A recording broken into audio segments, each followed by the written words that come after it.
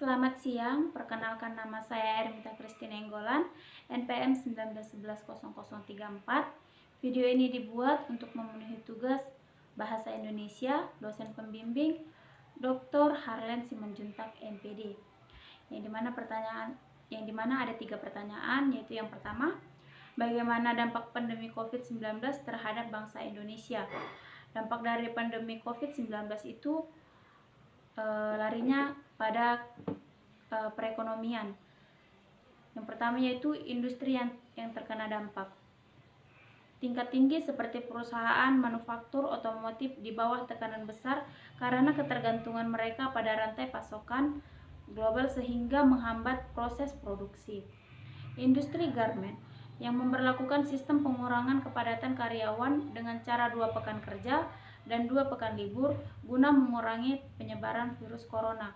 Tentu hal ini berdampak pada menurunnya produksi sehingga perusahaan bisa mengalami kerugian yang berujung PHK. Yang kedua yaitu keuangan digital meningkat. Seperti yang sudah kita ketahui bahwa virus corona dapat menempel pada benda. Uang adalah salah satunya. Ini adalah alasan mengapa uang digital akan meningkat, karena uang digital tidak bisa dipegang atau disentuh, sehingga tidak akan menyebabkan terjadinya penularan virus. Beda halnya dengan uang fisik atau kertas dan logam yang bisa dipegang, dan tentu ini akan menyebabkan terjadinya penyebaran virus. Yang ketiga yaitu meningkatnya daya beli produk lokal. Dari dampak negatif yang timbul oleh wabah ini ternyata ada sisi baiknya, yaitu pertama, meningkatnya daya beli barang lokal dikarenakan pemerintah sudah melarang barang impor selama wabah ini masih berlangsung. Kedua, polusi udara menurun akibat kurangnya kendaraan yang disebabkan oleh social distancing. Pertanyaan yang kedua yaitu bagaimana pengaruh pandemi COVID-19 terhadap dunia pendidikan atau sekolah? Dampak corona bagi pendidikan, yang pertama yaitu tidak ada pembelajaran di ruang kelas. Seperti yang sudah diketahui, beberapa waktu belakangan ini semua pembelajaran secara langsung telah ditiadakan. Hal ini dilakukan guna menaati peraturan PSBB yang dibuat oleh pemerintah agar dapat menekan penyebaran virus corona. Meskipun begitu, pembelajaran tetap berjalan secara online. Baik murid atau mahasiswa dan guru atau dosen harus beradaptasi dengan situasi ini. Yang kedua yaitu kesenjangan sumber daya saat semua jenis pembelajaran dari rumah dilakukan secara online. Besar kemungkinan terdapat kesenjangan dari segi fasilitas. Banyak murid yang selama ini bergantung pada fasilitas pendidikan yang disediakan oleh sekolah dan juga kampus.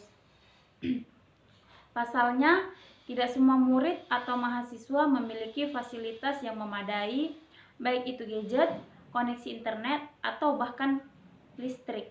Apalagi murid dan mahasiswa yang tinggal di daerah 3T, terdepan, terpencil, dan terluar. Sulit mendapatkan fasilitas pendukung pembelajaran online. Yang ketiga yaitu proses belajar terasa lebih berat. Beberapa murid dan mahasiswa merasa bahwa pembelajaran di rumah terasa lebih berat dari sebelumnya. Dari dampak positifnya yaitu yang pertama, memicu percepatan transformasi pendidikan.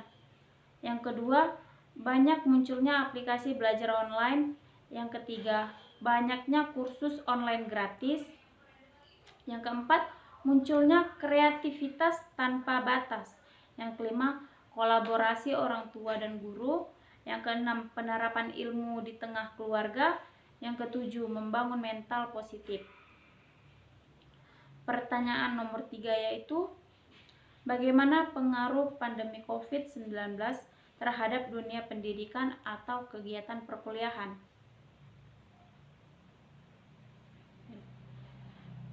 Kuliah online dilakukan untuk memberikan kesempatan kepada seluruh warga Indonesia untuk menikmati pendidikan di mana saja yang dia suka.